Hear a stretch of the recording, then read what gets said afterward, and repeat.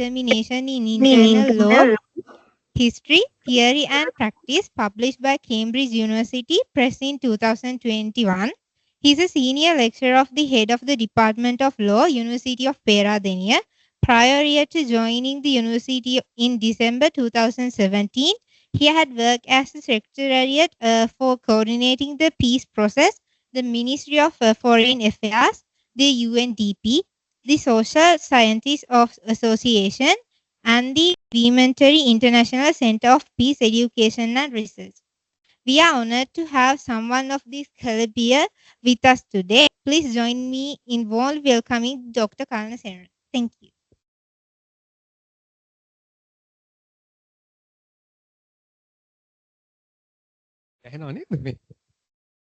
Okay, so thanks a lot for that introduction. Just wait. Okay. It's nice to be back at APIT. I'm generally invited for this particular talk on an annual kind of basis. So I've met some of your old batchers previously. I think there are some students joining online, right? So what I thought was I'll discuss some basic things about legal research and writing. I think you all are doing legal research as a separate course. You all are doing it as part of, I think, legal skills. So you all must have been perhaps introduced to legal research in your course already. Are you all enjoying legal research, by the way? Is it something that you all have done? You all started the degree in March? Is it? Right. So we have, I think, an entire course. You have someone who has followed the course very successfully, Ms. Sadishi at Peradeniya. So I'll talk a bit about some of these things in a very non-technical way, because I am someone who did my LLB many years ago. That was in 2002 to 2005. And when I did my LLB, we did not have legal research as a separate course, right? It sounds very ancient, but we did not have a separate course. So therefore, we never studied legal research. The only moment that we studied legal research was when I did my PhD in 2010. And I go through some of these concepts when I have to come and give talks about legal research, right? And there's a particular message that I want to send because of that. The basic idea that I want to send is that legal research is something that you can do without really following a legal research course. It's a course now which is very popular. Every law school should have, something about legal research. But this is something that we never, when we were doing law. This is also something that was never learned by a lot of legal scholars who studied law in the 1940s, 50s, 60s, and so on, right? Legal, not even heard of, I think, at that particular time. So it should raise a big question in your minds, which is, why are we studying legal research now? How is it that generations before us did not study legal research, but were engaged in excellent legal research work? How is it that people who did not study legal research do legal research, whereas new students or students who are doing law now are made go through courses on legal research, right? So that is one broad question that should arise. That should also make you feel a bit relaxed about this whole business of legal research. You all should take it pretty easy. It is a very commonsensical approach that needs to be adopted. Technical jargon, it becomes very confusing, right? One thing that will happen is you will end up hating legal research if you become a very technical student of legal research, right? So that's something that you need to remember.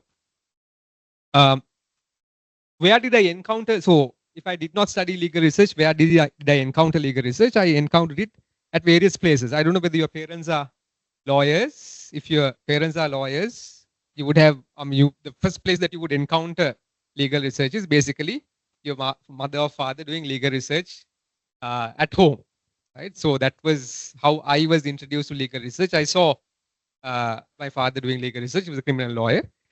So therefore, it's not a novel thing for me.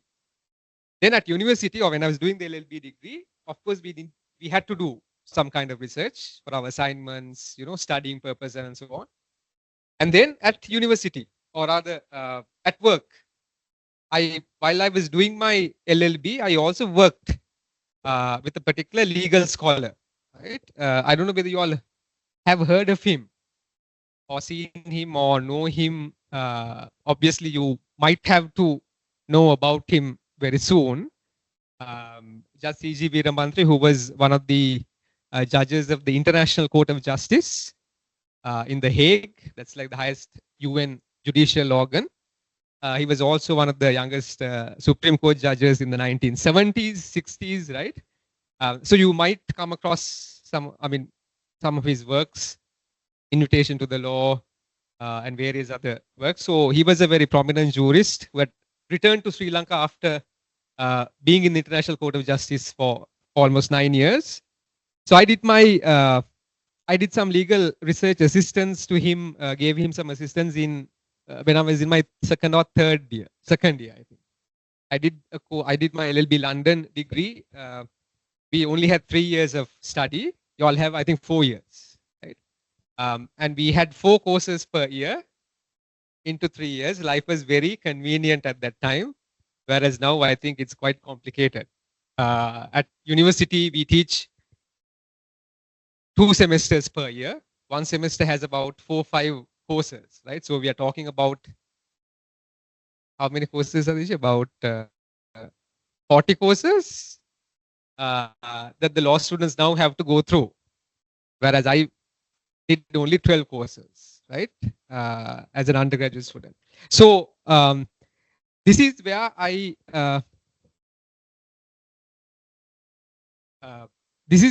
did my legal research. This was the person from whom I basically studied the basics of legal research, right? And he has been a prolific author who has authored, over 15 books and so on. So he was also a person who never studied legal research. Of course, when he was doing law in the 1930s or 40s, legal research was not a course that was recognized in any university, right? So I've always asked myself the question, how is it that these great people who write so many books about law, how is it that they do all this without learning legal research, right? And you all have to go through this entire process, right? It's because it is now a bit of a fashion, but also it's considered to be important for lawyers to have these skills, right? So because of that, it has become a bit of an industry. When it becomes industry, you have specialists in that industry who come forward and say they are experts in legal research, right? You have different methodologies, different acronyms, concepts that develop, right? Just to say the same thing that was done by these people many years ago without reference to any of those concepts. So, yeah.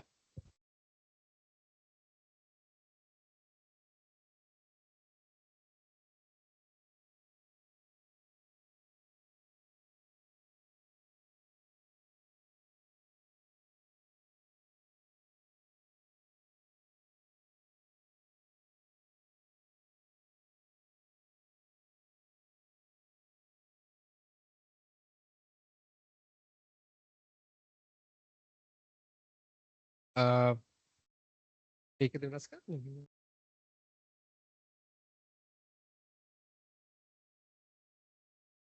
එහෙම. Ah, right. Right. So,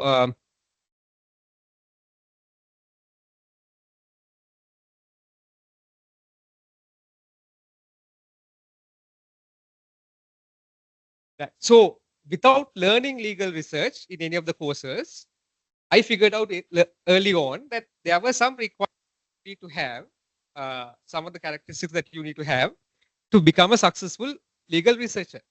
Right? One of those was that one has to be inspired to do legal research And this is some of the things that, this is one thing that we always find in our students.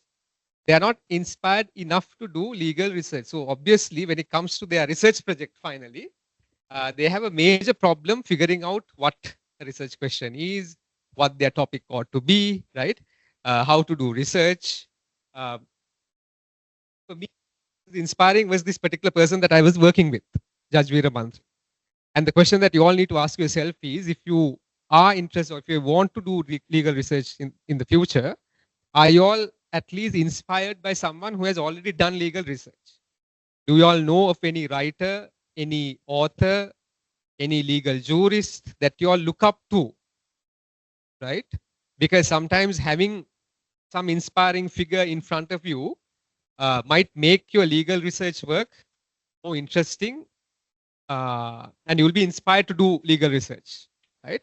So that's one basic natural factor that needs to be there with you if you want to do legal research. No much of teaching will make you inspired about legal research. කොච්චර legal research ගැන කතා කරත්, කොච්චර ඉගෙනුවත්, you will not be inspired to do legal research unless you have this practical inspiring yourself, right? That's one. The other was the interest in reading. Now we'll be talking about AI and its influence on, impact on legal research later. But the question is, do you all read, or is it something that you all do? Right? This is a question that you all might have to ask yourself. If you are a legal researcher, one skill that you need to develop, of course, is this interest in reading. Now, today, reading has become a major problem. I don't think many people read. I don't know whether you all read, whether you all are sort of interested in reading. Today, get information in right? Various news sort of channels might send you messages about the latest news item. You might only know about that, right? Someone has been put to prison. That's it. Why? What the charges are, which court, what are the legal issues involved.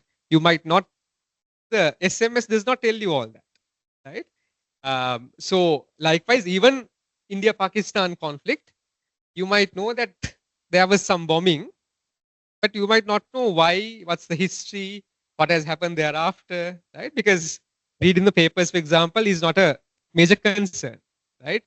So likewise, reading is something that is essential. Now you get AI apps to do the reading for you. That's another problem. I'm not sure, how inspired people will be in the future to engage in legal research, because you might feel like, why do I have to spend so much of time, going through a book, turning pages and so on, when I just can get the summary of the entire book in a matter of seconds, right? If someone was to ask you some of these questions about reading, are these questions that you can honestly answer? Of course, you can answer even no, right? Are you interested in reading? If it's no, it's right. But are you reading any text these days, apart from your studies, the boring textbooks that you generally get in law? Apart from those, are you all reading anything? Novels, right? So reading anything, I think, is useful. I read law texts only when I have to, right? Because we are not born to, be reading law texts. No, law is something that we've chosen as a profession. And when it's required, you read it. When it's interesting, you read it. But it's not something that you do every day, right? Something that you can do every day, however, is reading novels and, things of that nature, right? So reading will sort of, anyway, reading anything would make you ready to engage in legal research whenever that's required. That is one skill that needs to be developed. No amount of telling you that you should read will actually get you reading. That's the thing. That's something that you need to develop. So how that interest comes is something that I cannot explain. Either you will have to generate that interest, or you would be naturally interested in reading, right? So that's what it is. That's also why we say that legal research is not something that can be actually taught, right? It's something that you gain out of practice. Then it's about questions. Now our students find it very difficult to figure out what the research question in their study. When they are asked to select a particular topic, they sometimes select a topic, but they don't have good research questions, right? A good researcher would always have good research questions, because a researcher is someone who's always puzzled about something, who is looking for something, who has questions which are not answered. He or she feels that these questions are not answered, and you want to look for more material to answer those questions. That's the basic idea about research, right? So the problem is that in our society, we are generally not asked. I mean, we are not. There's no promotion of questioning that is done in schools or at home. From our small days, we are supposed to um, we hear what our parents, our teachers, elders say. We are not supposed to question, right? Even in school, the seniors say something, we accept it. In school, teachers say something. Your religious teachers tell you something about religion, you accept it. Parents say they are the ones who know, we accept it, right? So when you come to university, you are suddenly asked to think critically, ask critical questions. But where is the training? Your entire life, you've been asked to, follow somebody, not question. Which is why in Sri Lanka, the research culture is pretty bad. Not because of anything, but because we are not sort of tuned to ask questions. We think it might be problematic. We think we might be offending someone, right? So obviously in your fourth year, when you're asked to, come up with research questions, you're stuck. So would you have the practice of asking questions? Would you have the practice of asking very basic questions about certain fundamental aspects that you learn, right? And you, I mean, if you take your personal lives, you might be amazed by the number of questions that you have never asked about certain things that we say on a daily basis. My example that I take now is, of course, I'm engaged in some kind of research on Buddhism also. Um, there might be Buddhists here, right? And we say this, I mean, whenever we chant, we start off by saying, Buddha Saranam Gacchami, Dhamma Saranam Gacchami, Sangha Saranam. Now in law, you will find that whenever we say something, we need to have a particular source. We need to show where this particular idea comes from, right? But you will find in Buddhism, or this might be the case in other religions also, all these things that we say, Buddha Saranam Gacchami, Dhamma, we say it second time, Dutiyam Buddhang, Tatyam Buddhang, third time, then the 5 precepts, right? We have never asked the question where these words are in the Buddhist sutras. Have we?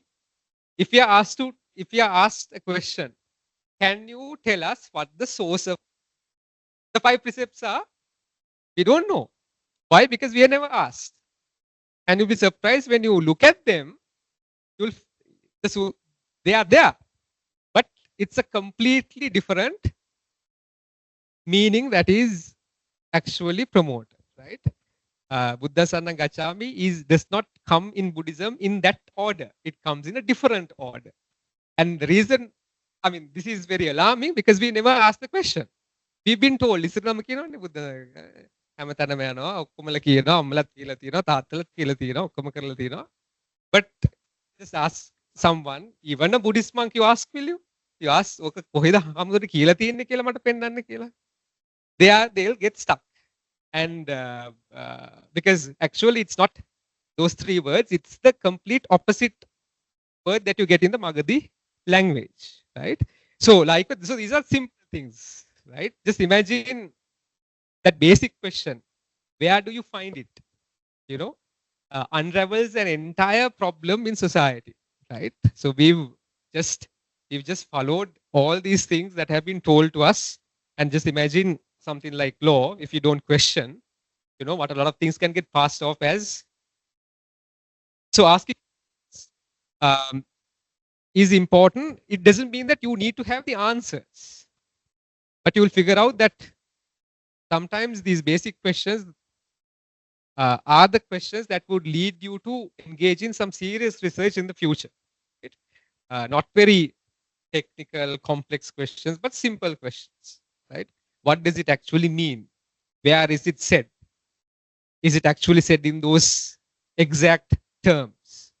Are these exact words used, right? Uh, so that kind of thing.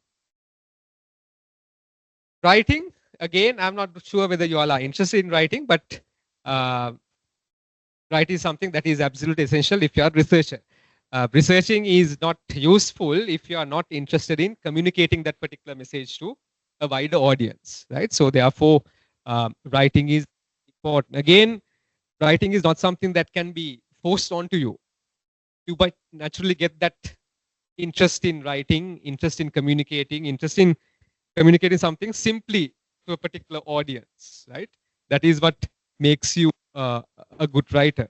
But now, again, this particular skill is being affected because of AI, as we'll, you know, uh, discuss later. And then observe. A lot of students. Uh, now, today I had a student who came and asked, "Why was my assignment graded, less than the others?" She did not know the fundamentals of footnoting. Right? She has a huge bibliography of about 8 sources, just 2 footnotes. So I said, when you write a particular essay, weren't you taught in the first year that all the footnotes that you get are so footnotes refer to the documents that you have gone through. You can't have a bibliography with 8 sources and just 2 footnotes. You will have to have at least 8 footnotes. They have to match. Otherwise, it's plagiarism. Otherwise, you've either plagiarized or you have just listed down a number of sources in the bibliography without, going through them, right? So these kind of fundamental things. Now, you will not make some of these mistakes. And then the other question is, how do you do a footnote, right? Footnote take how does the name of the author, where does it come? Is the first name or the last name that should come? All these things today, students, it's like spoon feeding. But whereas we never things when we were studying law, because these were things that we were supposed to observe and learn, right? How do you do a footnote? You read, right? And you see how footnotes are being used by authors, right? And you gain practice by doing that. And to know how a footnote is, what a footnote looks like, you should have read articles and books, right? Today, of course, you can escape that because in classroom, the teacher will tell you this is how a footnote is done. When the footnote ratu පාටින් වෙන්න දාලා තියෙනවා. නම කහ පාටින්, right? Title in another color, right? So you spoon feed as much as possible just to get the students to learn the basics, which were never even taught many years ago, right? So I've always asked my students, just observe, just go read articles and books, then you will get to know what research is. So any course on research writing can actually stop here for me. That's all that needs to be said about legal research. But since I've been asked to talk about for about 1 hour, I would need to sort of say a few more things, right? I'll get to legal research. What this means, again, it's not something that's difficult to understand. You all must have done research. I mean, you all know what research means. It's about, going on and on in search of something. Right? The word can be broken down into these two. Research. Search is, the search for knowledge or deliberate finding. To seek really refers to, again, it in a repetitive kind, right? And research involves this basic function of looking for certain things over and over again, different sources, different publications, and so on. And legal research, of course, is something where you engage in a particular process of finding and understanding laws, right? Research is something that is about finding something, and it's a process. It's not something that happens suddenly. It's something that you need to engage in the form of process. Today, of course, you can type and get something on your phone or whatever, but still proper research involves something much more than that.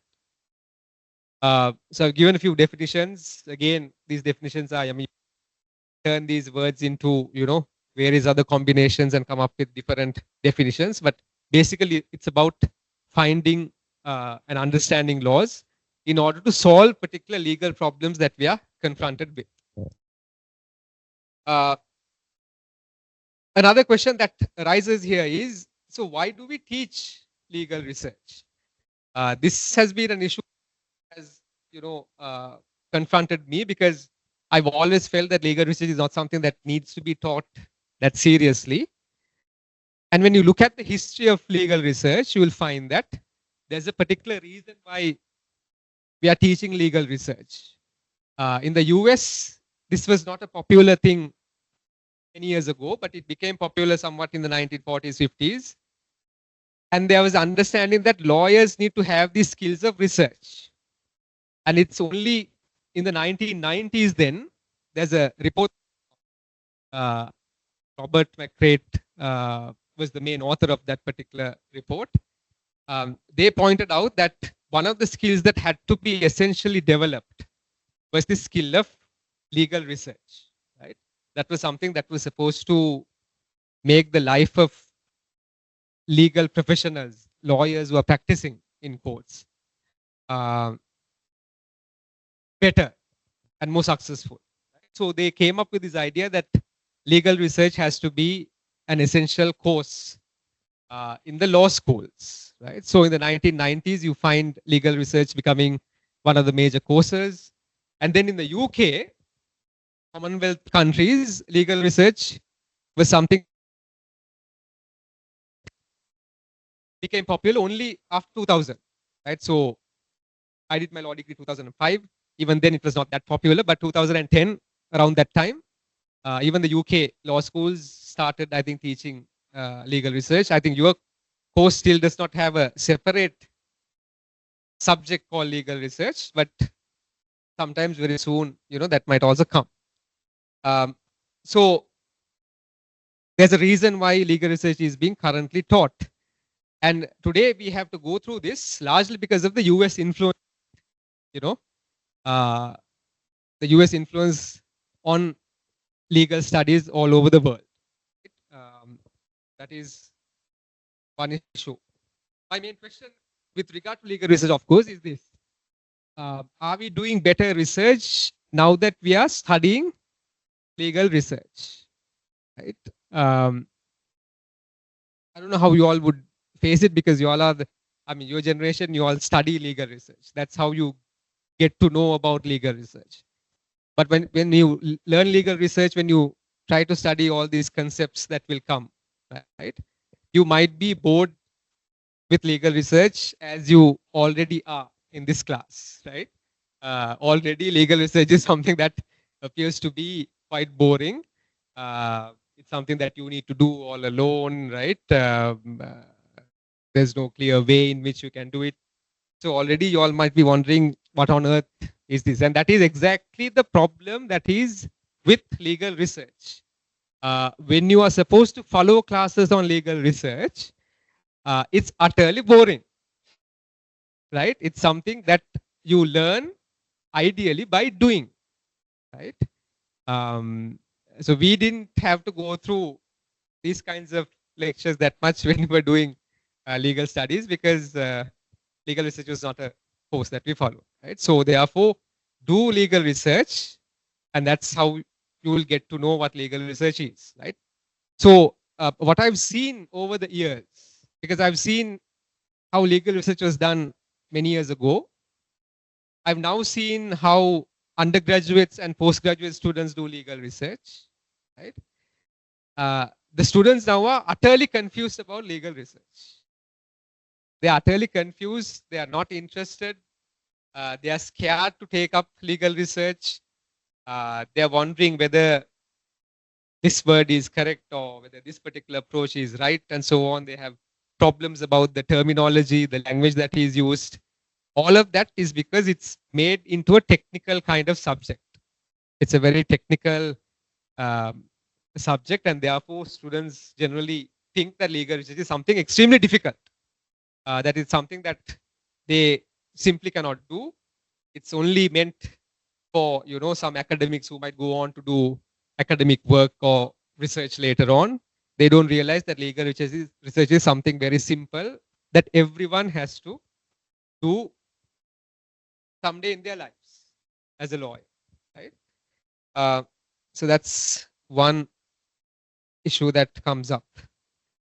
Uh, why do we need legal research? What is the aim and purpose of legal research for various actors?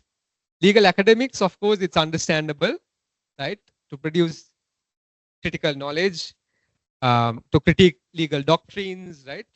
Do those kinds of things. Influence law reform and policy, right? Um, practitioners, you all might think that legal research is not that useful for legal practitioners, but it's something that is essential. Without legal research, without doing research, um, there's no way in which you can become a successful lawyer. So to find out how laws are applicable, how judges have interpreted the cases, right? All of these things you need to engage in legal research. Finally, judges. Um, they are also ones who are engaging in legal research just like us. They are also sometimes as clueless about the law as we are. So judges need to do legal research because they need to interpret the law. They also need to figure out how judgments ought to be written, right? What others have said about particular laws and how they have interpreted, and then to develop reasoned or reasoned judgments. Right? That's basically the reason why research is important. Any questions up to this point? Any questions?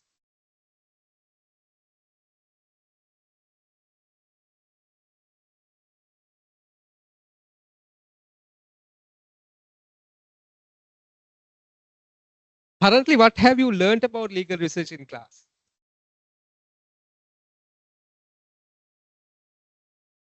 You all did legal research a bit. What have you all studied in class?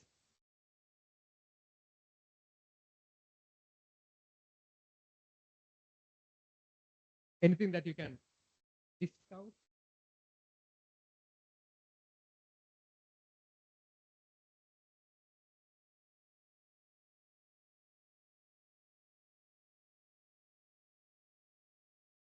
Legal research.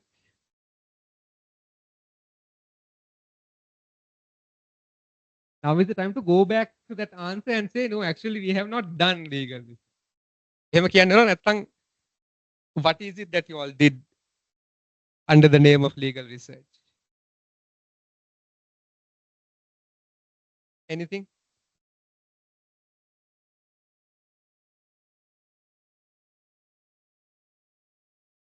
You all have an answer.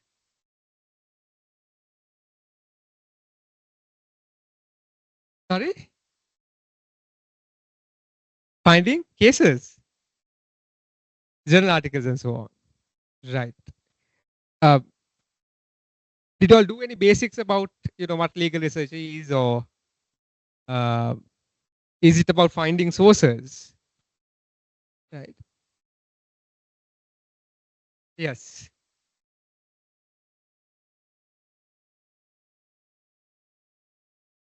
Right. Okay. Well, right. Have you all done, do you all feel that you all have done any legal research so far without learning about it? Because you do legal research without actually learning about it. What would be one of the examples of doing legal research without actually learning about it? You all must have done something which amounts to legal research, but other things, of course, you all are researching all the time. Going through the phone, checking out something, right? It's research. So, legal research, you all must have done something. Have you all gone to a library, looked at books, gone into some aspect that is not clear, and so on? So that's basically legal research, right? It's that basic, simple thing that we have now made into a very complex course. So going to a library and doing research with books on your table has a fancy term now. It's called library research. It's called desk-based research. Why? You're using the desk, right? Whereas we never, and you're supposed to write about what kind of research I mean, the research method that you adopted in your papers now. You have to say whether you have done desk-based research or library-based research, that's the same kind of thing, or whether it's internet-based research. What is internet-based research? It's so obvious that, I mean, the answer is so clear. Research that's based on the internet sources, I mean, online sources and so, right? So it's so absurdly simple, but we have these nice technical terms used by the industry, right? And we are supposed to say, this is a method that I adopted and so on, right? So again, the point I'm trying to say is that it's, so simple. And one of the things that you all anyway might have gone through, I don't know whether you all have studied primary, secondary sources, just to make that distinction very clear when you are researching. This is something, the distinction that you anyway would need to make for the rest of your life. The reason why I'm making this pretty sort of prominent is because today research is generally considered to be going to the field and talking to people, right? Today research means, or research is considered to be interviews, having some field, study and so on. But legal research technically is not that. Legal research is very simply what you do with a lot of books around you, either in a library or, in a setting of that nature, right? So the main documents that a lawyer generally has to go through as a researcher are these two types of documents. Why do you think these are called primary sources, and why do you think these are secondary sources? Those are the main two types of sources that you all will have to go through. But students, because they are now thinking about interviews, all of that, they get these things mixed up and confused. They would know what primary sources are, secondary sources. Primary sources, why is it primary? It's because that is where the actual law is, without any kind of tainted by any interpretation and so on, right? So these are the two main types of primary sources that you will, as a lawyer, would anyway have to examine: statutes, constitutions, acts, right, of parliament, ordinances, international treaties, and so on. Case law also comes under primary sources because that is where the law is authoritatively, applied, interpreted, and so on. And then, in addition to those, you have material to examine. So in a way, it's easy. A lawyer's sources roughly are these, and your entire life can be based on these sources, right? Lawyers wouldn't need to go out and do research and come back to court and say, this is what happened. They will be basing their arguments strictly on documents which are either law or which have been published already, right? Books, articles, journal articles, reports, all of that are secondary sources. Right? So this is one of the main sort of things that you all need to be mindful of. Then in your research work later on in your LLB life, you will come across this idea, this thing called methods and methodologies, right? This also looks very complex, but it's easy to understand, right? So method refers to just a way of doing research, right? Method is, so one method of doing research is reading books and so on. It's a simple sort of method that you adopt. Right? Interviewing people. So that's the method that is adopted. Methodologies, I don't know whether this is going into your head. I feel that it's not, but I'm just going to say it because I was supposed to talk about legal research. Uh, so this is another confusion that students have, right? So primary, secondary sources is one thing that students really confuse over, which is very simple. The other confusion is about methods and methodologies. They get these two things mixed up, right? Uh,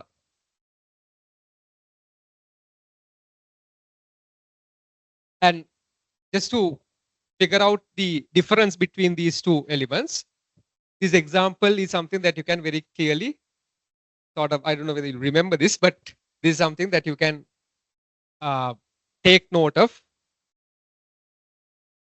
If someone asks what the difference between these two are, it's very clear, right? So methodology means the broader approach that you adopt with regard to research, right? So in this case, when someone says that you've adopted the black letter methodology, that means you are thinking about legal doctrines, acts of parliament, and so on. That is the methodology that you adopt in your research. The methods that you adopt are the ways in which that will help you to engage in this methodology, right? I don't know whether are you sort of getting the difference between methodology and method? Method is the most specific way of doing something. Methodology is the broader uh, analytical sort of way of doing something, right? So if you are doing comparative, if your methodology is comparative, what you need to do is to select countries, right? To distinguish between case studies, right? That's the methods that are adopted. The methodology, the broader philosophy behind that kind of research is comparative. If you are reading cases, trying to interpret statutes or acts of parliament, those are the methods that you adopt. To do what? To do doctrinal black letter research, right? So the blue color one is the broader philosophy behind the approach. Methods are the techniques that you use to achieve that particular methodology, right? So if someone asks you the difference between this high word of methodology and method, this is the simple sort of way in which you can perhaps explain. Historical legal research is a methodology, right? Historical legal research is a methodology. How do you engage in historical legal research? By going through historical books, going to the archives, right? So those are the methods that you adopt to do historical legal research. So it's not a very difficult thing to understand as long as you are aware, uh,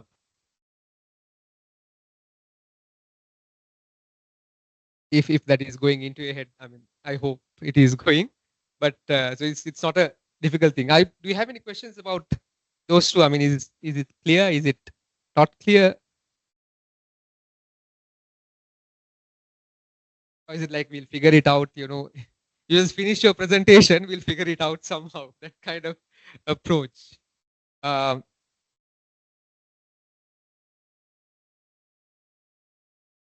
yeah. Any questions? Another thing that I find very fascinating is nowadays students any questions whatsoever.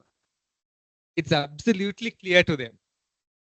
Either the lecturer is extremely successful, which is not the case, or it's a matter of not getting anything at all, and thinking that we'll figure it out, somehow later on. Um, yeah. No questions? Any questions? No. One final distinction between methodology and something called approach, right? Again, methodology, we know that's the broad philosophy behind the legal research that you're adopting. So doctrinal research, historical research, comparative research, right? Those are the methodologies. Approach is a particular lens that you use, something that you will study later on in your legal studies, right? You will learn these approaches later on. So one is called, feminist approach. Later on in your legal studies, you will sometimes come across female theories or other theories that relate to feminism, how females think about the law, how from a gender perspective, from female gender perspective, laws are approached, right? So if you want to look at that particular lens, you adopt a feminist approach. If you want to look at the law from a Marxist sort of lens, how would Marx have dealt with this issue, you know, from a legal perspective? What are the Marxist kind of ways in which to look at a particular issue? Right? How do you critique the IMF policy from a Marxist perspective? Right? So when that is what you're looking at, you will be adopting as you approach the Marxist approach. Right? So again, approach is not a big word. It's just a it's basically to figure out what kind of way in which you look at a particular problem, right? The broad lens with which we look at a particular problem. If you're someone who is very concerned about third world countries, what are third world countries?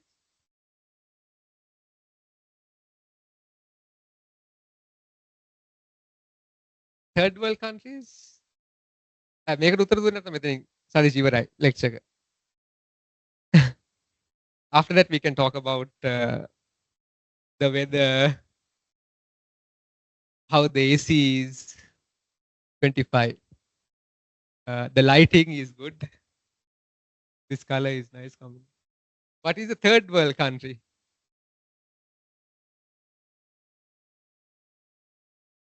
First world or third world?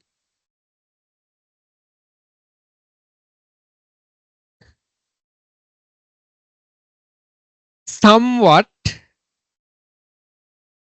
A further example, I mean, further elaboration.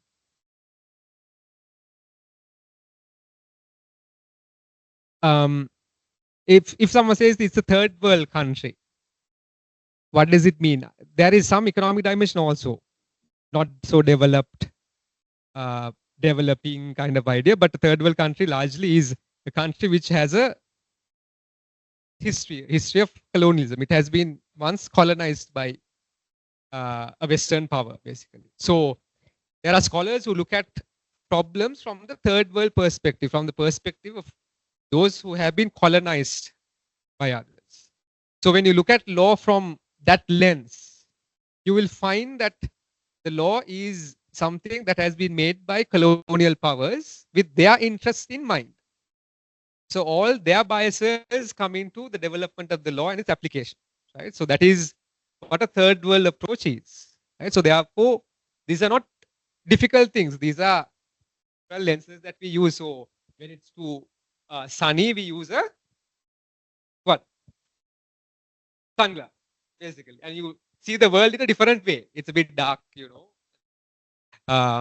So likewise, these are the different approaches we adopt, and you all will get to know sometimes about these approaches as you go along. But of course, in 5 minutes, you can get the basics of all these with the assistance of AI, right? Just knowing the basics is pretty easy. So legal research, legal writing, I just wanted to say a few things.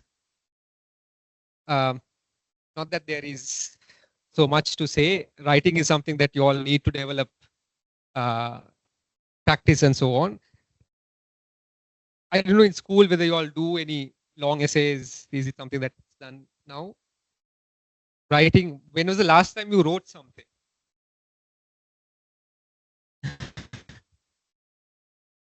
Exam papers, yes, that's a different kind of writing. But in terms of a long essay, what was the last essay that you wrote?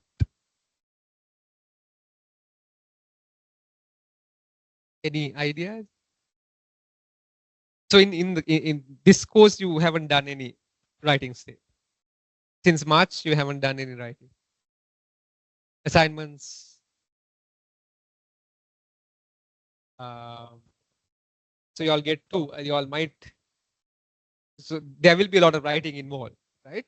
But writing is something. So again, you might sometimes wonder. I had this problem when I started doing law, especially when we reached the master's level.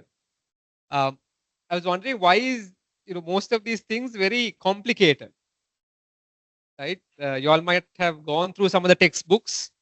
Uh, it might take some time for you to sort of figure out what the law is. What on earth is this fellow saying in this book? Um, so if you're asking that question from a particular author, that means the author has not been so successful.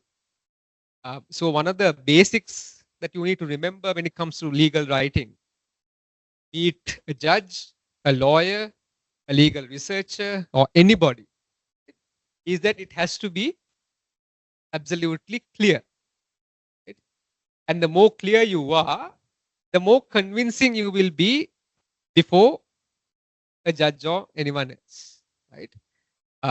And most of the books, sometimes these fancy legal sort of experts use very big words, big sentences, right? Long sentences.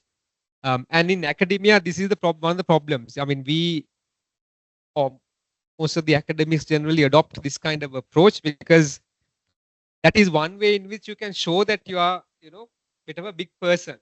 It has to do with the ego, right? It's something that is done intentionally. So therefore, that kind of writing can be very problematic if you are in the business of trying to persuade someone to believe in your version. So if you are a lawyer, if you go before a judge, and if you try to say something in a very complex way, you're going to get dis because the very language might put him off, right? Whereas if you make it simple, understandable, there's a certain naturalness that, and judges also don't think that, I don't know. I mean, if any of your parents are judges, I'm not referring to them, but generally, I mean, judges are not people who are extraordinary in their, capacities and brilliance. They are ordinary people. Uh, they would have to hear a lot of cases every day on a daily basis, and they wouldn't want, someone coming and complicating their life when they're about to sort of leave office also, right? Um, just like you all wouldn't want someone to come and talk about research from 10:30 to 12 on a Friday, especially, right? So therefore, just make it. I mean, know your audience and make your writing accessible to that particular audience, right? Always think about the audience when writing. Try to make it as simple as possible. One exercise you can take is, if you write something about law, you just ask someone who does not know the law whether he or she can understand it. Right? And if you can do that, then of course uh, you will be extremely successful. I generally have these slides where I point out, a foreigner, I mean, a British judge who was very popular. You will obviously come across this judge in your books later on, Lord Denning, right? You all must have heard him. So it's he who is saying this. දැන් අපි කිව්ව නම් කියන්නේ මූ ඉංග්‍රීසි දන්නේ නැහැ මුන් ඉතින් ලියන්නේ කොහමද right ඔහොම කියලා හිතනවානේ සිංහල මොකක් හරි මිනිහෙක් කිව්වොත්. But this is, the topmost who is saying it, and not a African person, not an Asian, right? A good Suddha himself. Always a new, right? And this was is a legendary judge, right? Lord Denning is someone who was head of the Court of Appeal in the UK, right? Someone who was extremely influential developing the law in the UK. Someone who wrote judgments in very short sentences. Some of the starting sentences are about 3 or 4 words long, right? Sometimes wrote like a story, right? Because law is ultimately, you realize law is actually a story. And the best storyteller is the one who wins at the end of the day. all cases are actually stories. One story told by one party, another version of the story told by another party. Then there's judge who thinks about both these stories and comes up with his judgment, which is also a story. That's judge's story. What he believes. Is that the truth? You don't know, right? So we are ultimately left with different versions of the story, and we have to face the consequences depending on what the judge thinks. So it's utterly subjective at a particular level. So what he says is always think about the others, make their task easy, right? Make their task easy. What is their task? The task is to read and understand a particular piece of writing. අපින මේ කියන්නේ don't use long words. Why do people use long words and long sentences? To show off. Show off කියලාම කිව්වා. අපි අර කියන්නේ සාමාන්‍ය ඉස්කෝලේ show off කිය. Show off, right? So sometimes because you'll find in some law books, when you start the sentence, it ends after one paragraph. So one sentence is one entire paragraph. When you come to the last few words in that paragraph, උඩ ටික මතක නැහැ. ඒ දිගයිනේ. So sentence එක, it's not clear. You have to scratch your head and go back to the first part, right? So what he's saying is that, not to make that particular impact on your reader, right? So this is something that I always tell the students, just make it simple. If you want to make it more flowery and complex, ඒක පස්සේ කරන්න. But you start off with the basic point, which is make it as simple as possible.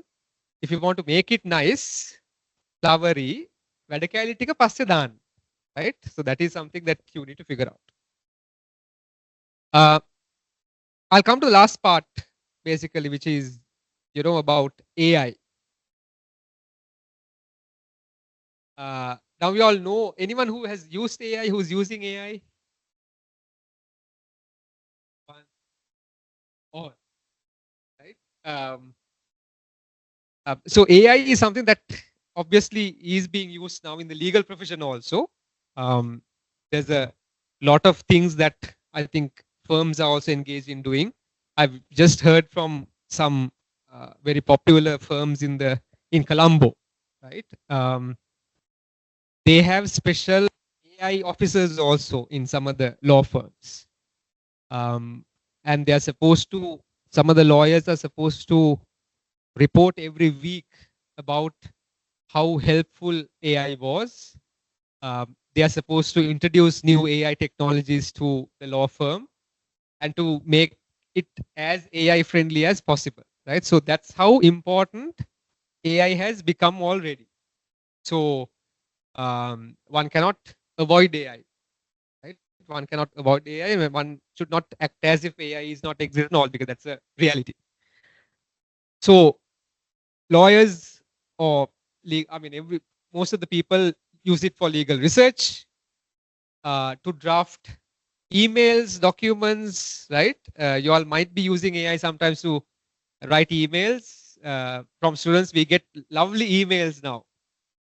It's as if you got an email from Shakespeare or one of the finest writers in the world.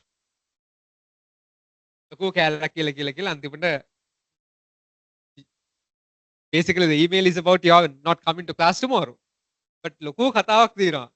ගිල්ල අරක කියන. So now it's ඉස්සර නම් කියන්නෙත් නැහැ, කියන්නත් අමාරුයි. You would not, you will come and meet and tell them and so on. But now, what else? And when you ask a student to send an email, they quickly say yes.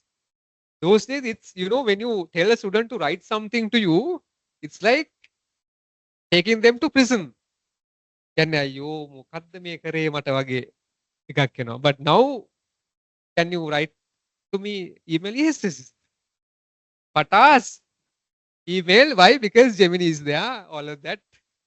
It's so easy. So drafting correspondence also. Law firms from other countries might ask for an opinion. And you have to send it quickly. Obviously, these are things that you use. Contracts and various other documents are being analyzed. So that's there. Impact on legal education, my gosh.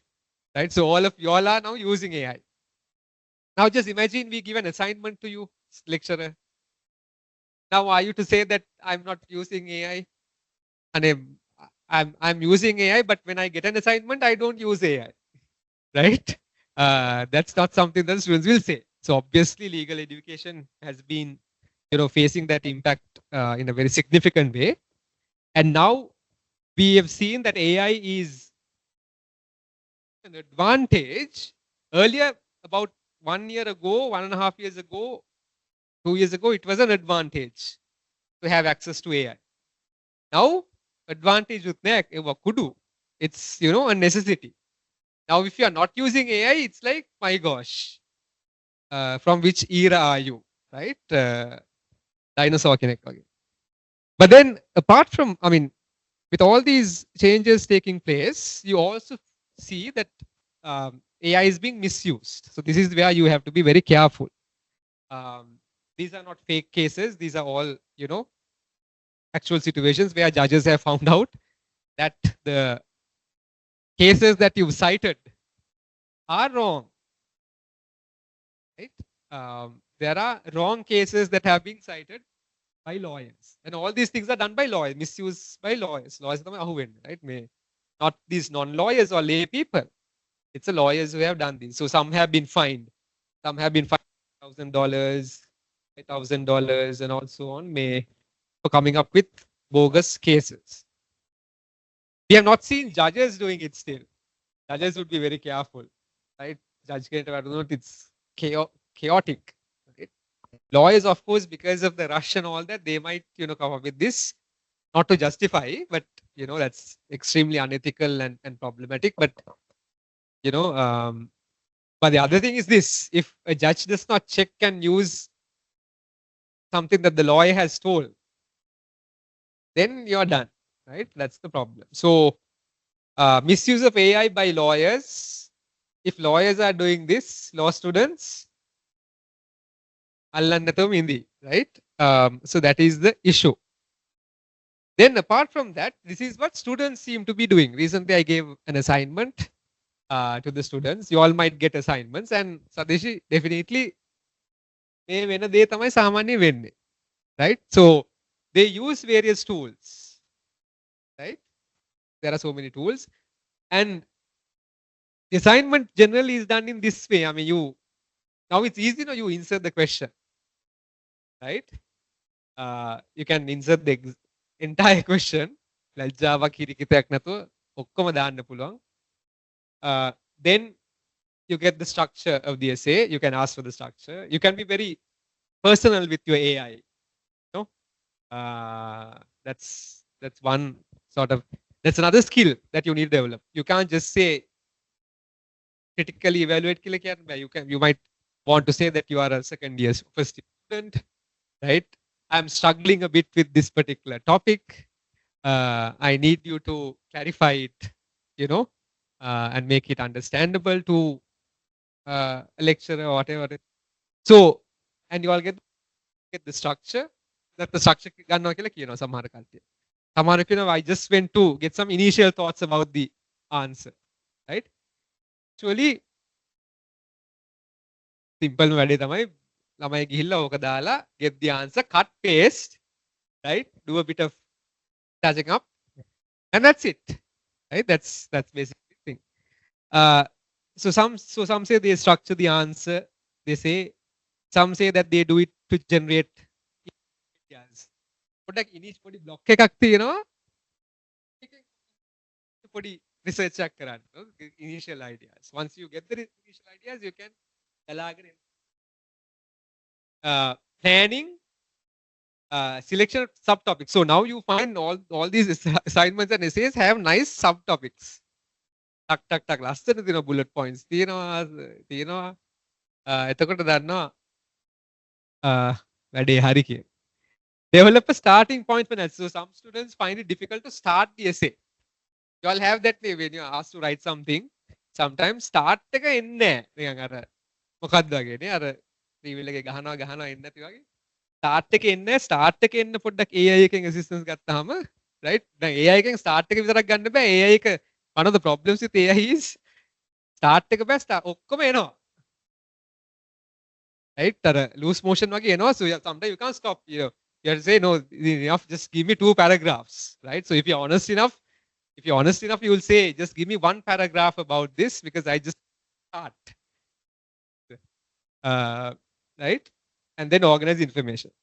Then some students say that they want to do AI just to check basic definitions and to simplify complex ideas and concepts. So there are these complex ideas. So that's a good use because if really using, I mean, one of my arguments is that AI should be used for good purposes, and it can be to advance your learning process, right? So that's good. Certainly, a presentation made before one of the student presentations. She actually did not know what she was presenting. A particular defense called entrapment defense, criminal law. So, ඒක කියා ගන්නම් බැහැ, right?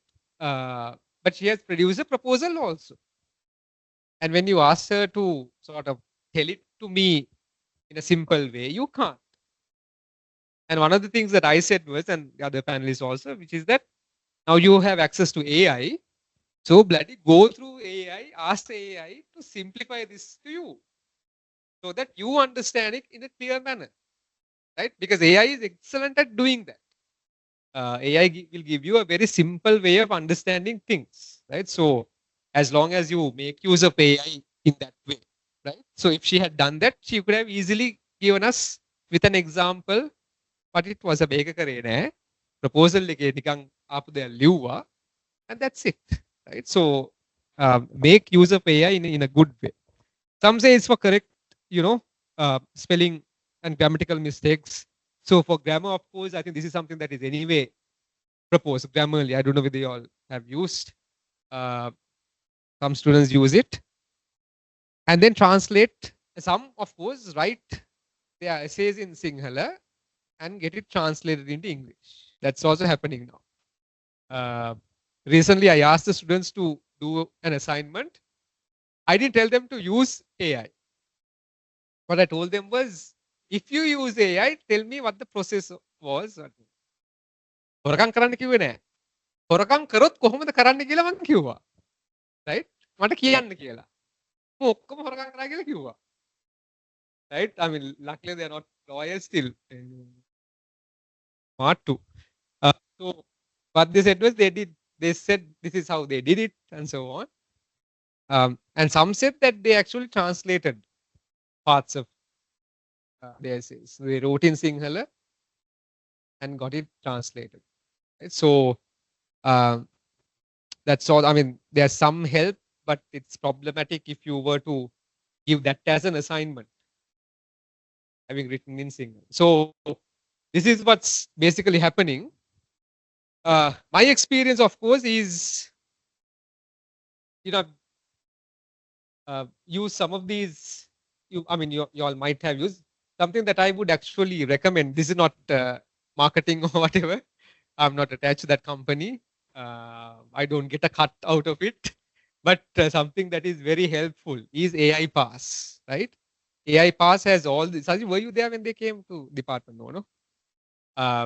AI Pass is a website, has all the cases and statutes, acts in Sri Lanka.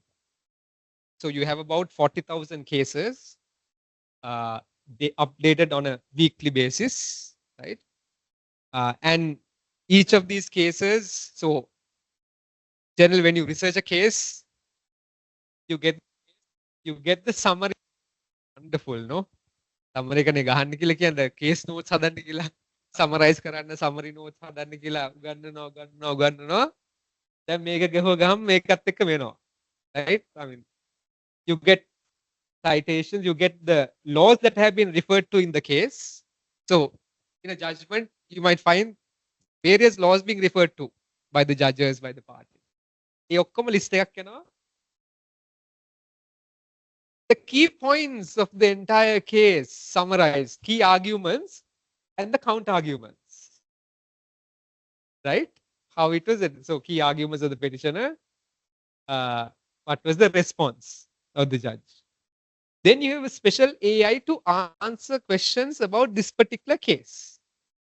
So about this case, you can ask any question from this AI, right? And then you have the PDF version, which is the most the judgment. But this is something to to figure it out, right? You have the entire judgment. So you have judgments. You have about 40,000 of these currently. It's being updated every day. You get a weekly update. Um, Sometimes you get a mark here which says that this case has been overruled by another court. Right? So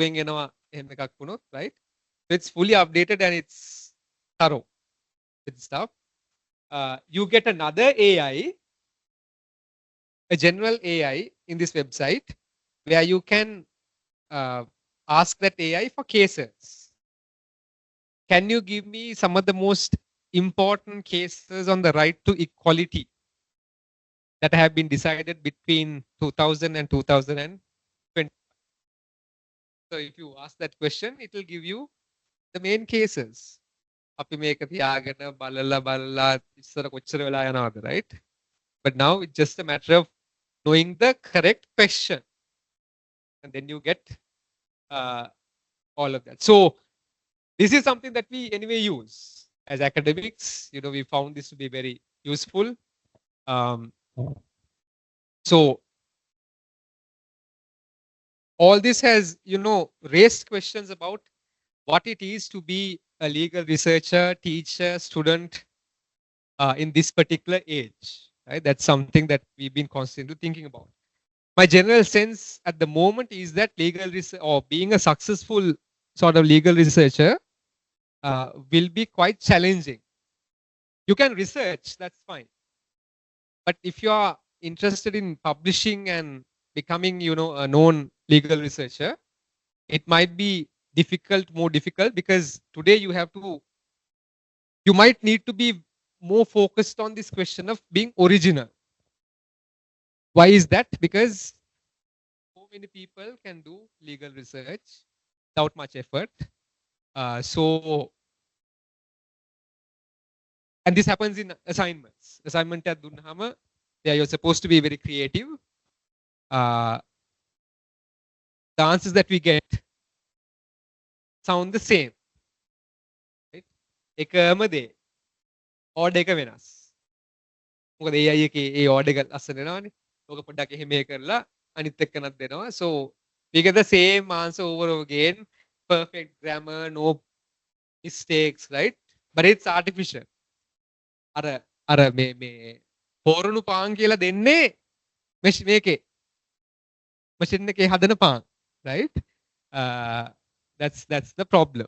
Right? So you all will have to be original. If you are not original in your thinking, then people will see that this is AI generated or this is, something that someone else has done. It might be unfair for you also because you are reaching a stage where you might be unfairly accused of using AI. Sometimes you might not have used AI, but everyone looks at you as a community that is going to use AI. Right? So therefore, you all have a bigger burden on your shoulders. Individual style might be very important because everybody will sound the same. In the age of AI, everybody is going to sound the same because AI will sound the same. You will have to come up with your own sort of different way of writing, right? So bringing your individual style is very important in writing projects.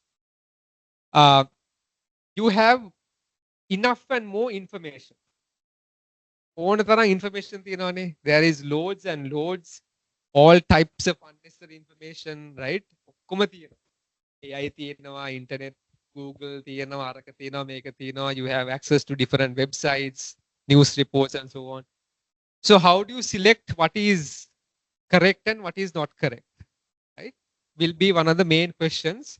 And this itself will be a skill to figure out what is the correct thing to cite what is the wrong thing. දැන් ඒක බැරි වුණ නිසා තමයි අර lawyers ලා fine වුනේ, right? Because they did not know true or false. Lawyer does not want to say something false also, no. So sometimes he might have thought that this is correct because AI says so. So how do you correct? How do you select the correct stuff and put away the unnecessary, unwanted stuff? Right? That's another skill that you might have to develop. Knowing about the field, knowing about the area, the topic that you are researching, right? That's one thing. Attention and accuracy issues, right? So how accurate? I recently there was a research student who did an LLM, Columbia University. Had one conversation with me, I was the supervisor, and then in 2 months she sent me an entire draft, 95 pages of Marxism and law. Very nice, right? Nice subheadings, not a single mistake, you know. But footnotes Beluhama, no page numbers, problematic. If someone has read a book and put a footnote, you would have the page number. AI does not give the page number. He gives the book, the name of the book. I have a dissertation, not a single page number, right? And then there are books which I have read by certain authors, very famous old books. AI කියපි තවත් authors ලේපොතේ, right? So obviously, you know, and the girl that girl did not know anything about that book. එහෙම මෙව්වා, right? There's another reference to a source who happens to be one of my friends. I know that, I mean, he did not publish, and he's a constitutional law expert, but I know that he did not publish a book. මයිද call කරලා ඇහුවා, Machang, have you published a book by this name? Because I have a student who is telling me in her LLM thesis that you have published a book like this. ඇත්තද? නෑ, right? So ඉවරයිනේ. ඉතින් අර ඔක්කොම හරි ගියත් ඒ දෙක වැරදි, absurd වැරදි නිසා completely gone, right? So that's something that I cannot supervise. That was the message. So be very careful about accuracy. Know where to publish your research, and then of course finally, whatever you do with AI, just be mindful of, you know, being honest and have you maintain your integrity, because once it is gone, just one mistake with AI, if someone detects it, assignments, you know, the world will not. When you go out, oh, if there is one sort of evidence to say that you have been, you know, problematic with your honesty, academic honesty, then it's gone, right? Thereafter, believing you becomes immensely problematic. Final slide. I mean, what I'm trying to say is, even though I had some slides, what I'm trying to say is that, you know, legal research is something that you need to learn by doing, but not by going through various books, concepts, and so on. You will get to know this better when you do it and feel it, right? The nature of legal research is anyway changing. I mean, you all are extremely, I don't know whether you all are privileged or you all are unlucky in that sense, right? Sometimes you all are lucky because you all have access to so many documents in such an easy way. But when some of us were doing legal studies, phones were new. We're talking about 2002. I don't know whether you all were born 2002. No, right? So it's, I mean, for us, it's not too far away, but you know, phones were pretty new. Some did not have phones, right? That was the case. You will have to adapt. Maybe in about 10, 15 years, you might be talking like me about technology, right? You might say that when we were small, when we did our law studies, we had something called AI. AI, you know, you can type and ask for information, taggala information enough. Which is far less than what we have now, 2045, 50 kilogram. sometimes you might be having information everywhere around you, right? Who knows? Um, කතා කරනකොට ඒ සමාන. We never know, I mean, at this rate. So adapt when you have to adapt, right? That's not a problem. But always maintain your academic integrity, because once that gets lost, you can't really take it back.